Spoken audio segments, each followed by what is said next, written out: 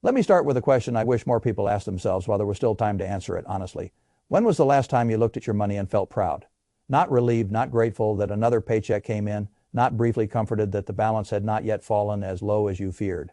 I mean proud in the way a man feels when he knows he has moved his own life in the right direction. Even if the move was small, proud because the number in front of him reflects intention, not drift. Proud because if the future arrived early tomorrow, he would not meet it empty-handed and confused. For most people, that feeling is rare. And if you are being honest with yourself, you know exactly why. We live in a country full of hardworking people who are excellent at producing income and strangely poor at converting income into freedom. They work, they earn, they spend, they recover, they work again. And because this cycle is so common, it begins to feel normal. But I have never thought normal was a good enough ambition when the normal outcome is 60 years of labor followed by a retirement full of arithmetic anxiety. You deserve better than normal.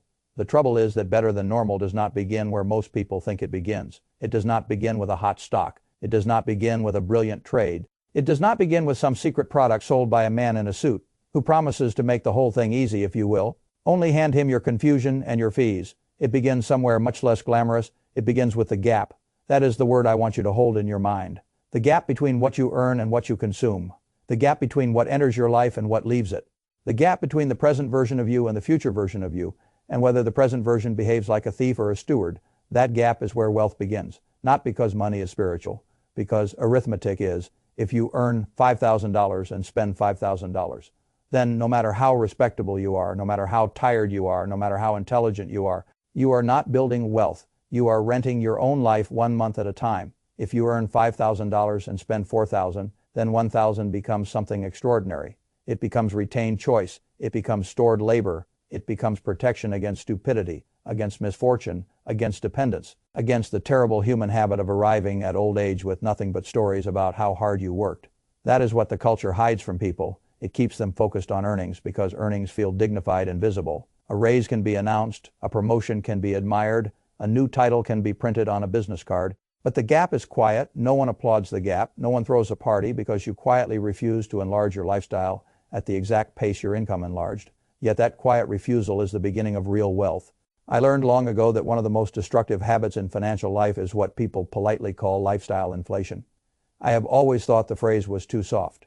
It sounds like weather. It is not weather. It is surrender dressed as reward.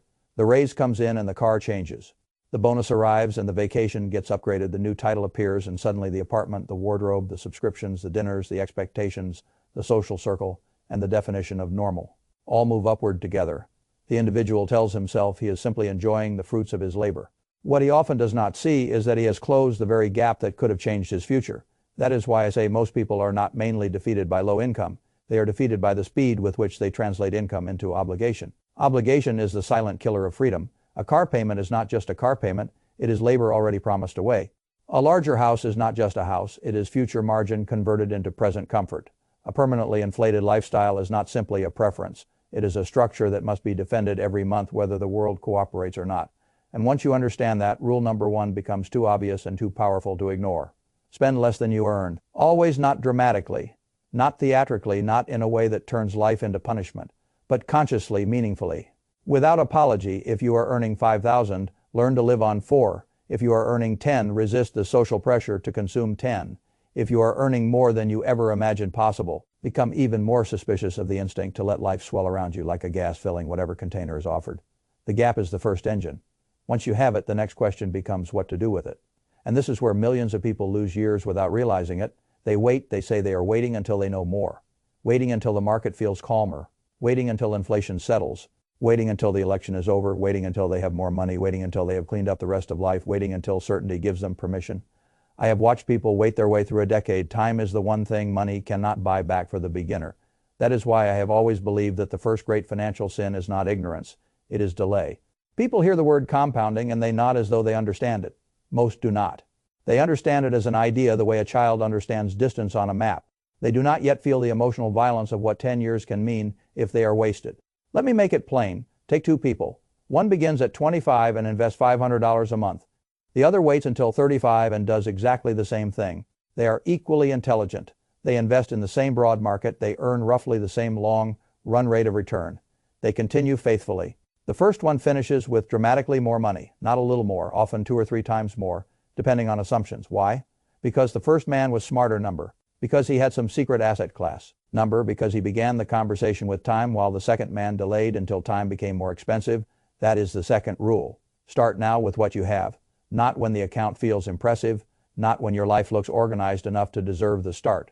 Now with the amount that feels embarrassingly small. I do not care if it is $100.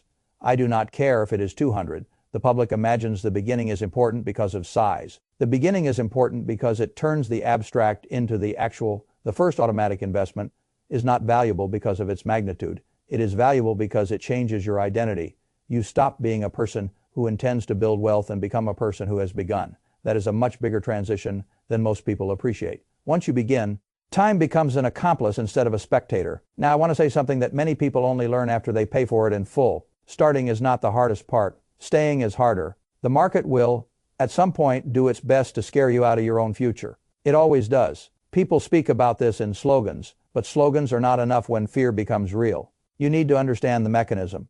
Markets do not move in a smooth line upward to reward your good intentions. They lurch, they fall, they humiliate consensus, they punish carelessness, they frighten the weak and embarrass the overconfident. Every generation imagines its first real bear market is somehow different from all the others because the news around it sounds uniquely terrifying. I have lived through enough of them to tell you that terror always sounds unique when it is current. In 2008, people were not imagining theoretical risk. Banks were failing, entire institutions were being questioned, retirement accounts were being cut apart in real time. People who had been sensible their whole lives were watching decades of savings shrink in ways that felt physically painful. The natural instinct in a moment like that is to say, enough, get me out, preserve what is left. That instinct feels rational. It is often catastrophic because markets do not simply punish recklessness. They punish emotional decisions made at the wrong point in the cycle. The person who sells in panic converts temporary damage into permanent loss. Then comes the cruelest part. He often stays out because he needs emotional certainty before he can go back in. Emotional certainty usually arrives after the best of the recovery is already gone. That is how people miss one of the most important engines of long-term wealth while telling themselves they were only being prudent. This is why rule number 3 matters so much. Do not let fear make financial decisions for you. Fear is an extremely expensive advisor. I do not say you should feel no fear. That would be childish. I am saying you must build a system strong enough that fear does not get final authority over your capital. Because fear is built into you. It is not a personal defect. The same machinery that helped your ancestors survive physical danger works against you in markets. A loss hurts more than an equivalent gain feels good.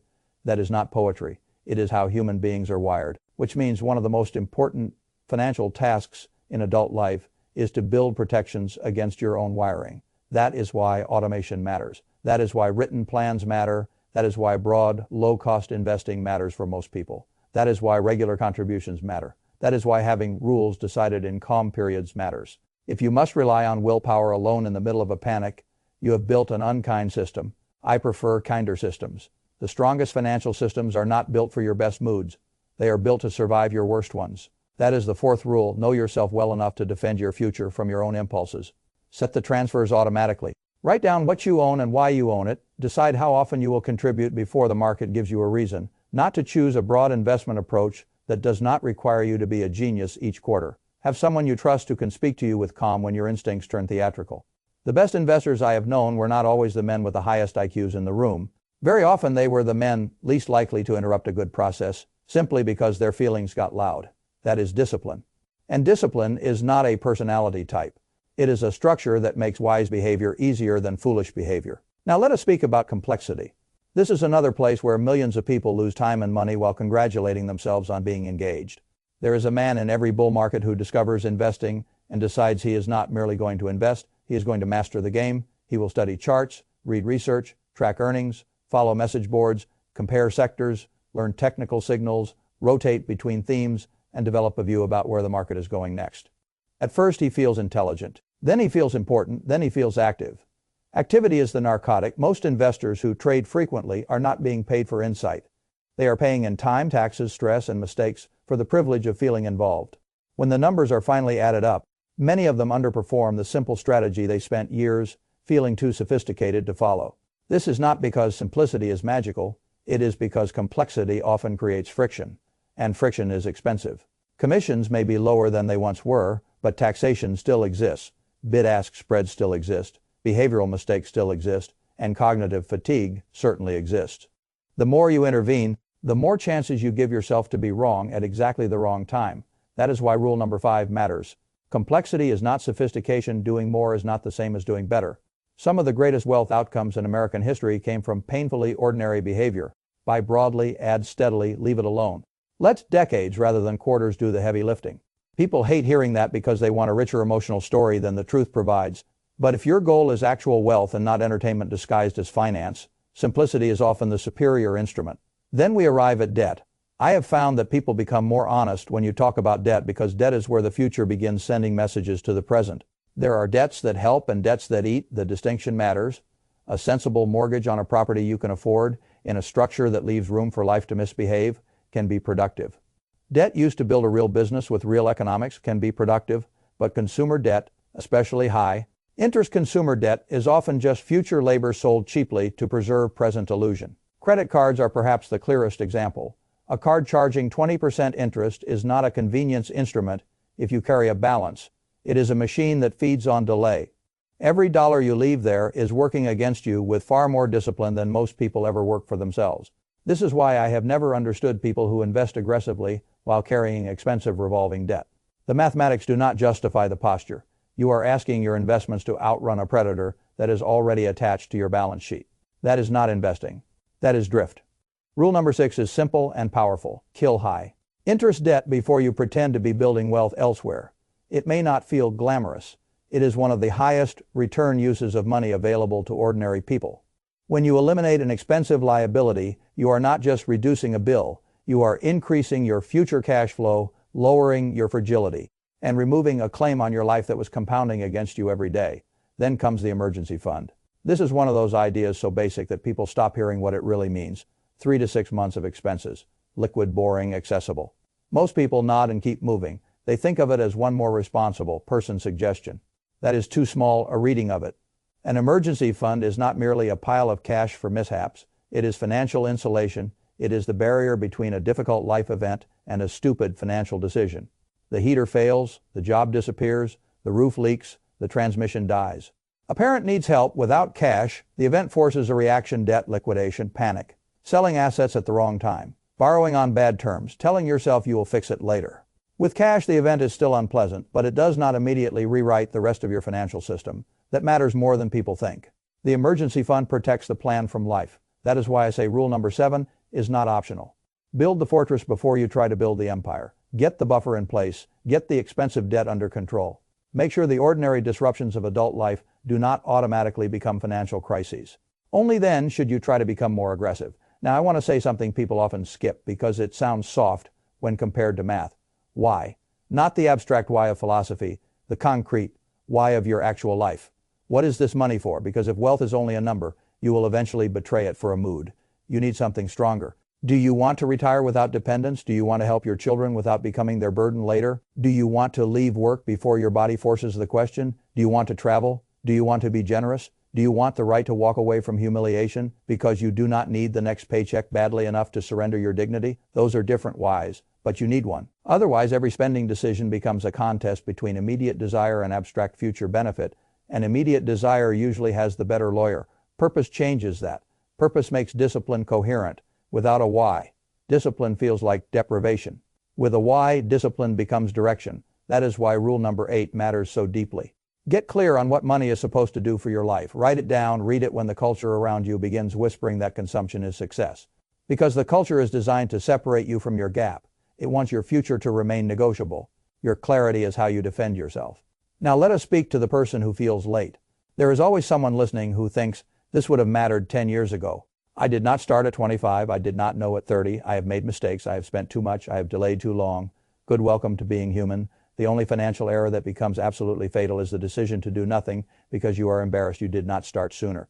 The principles do not expire because your age changed, the timeline changes. Yes, the intensity may need to change. The strategy may need to become more deliberate. But the rules still work. Spend less than you earn. Open the gap, start now. Stay in, defend yourself from your own impulses. Avoid complexity. Kill expensive debt. Build a fortress. Clarify your why. Think long.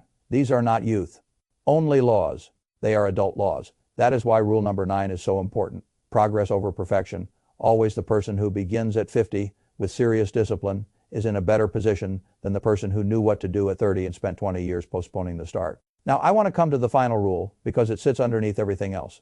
Think in decades, not days, not headlines, not moods, not elections. Not whether the month felt satisfying, decades.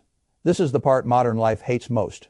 We are surrounded by real-time everything. Prices, reactions, analysis, panic alerts. The human mind was not built to watch its future pulse by the minute without becoming tempted to interfere. That is why so many people sabotage themselves.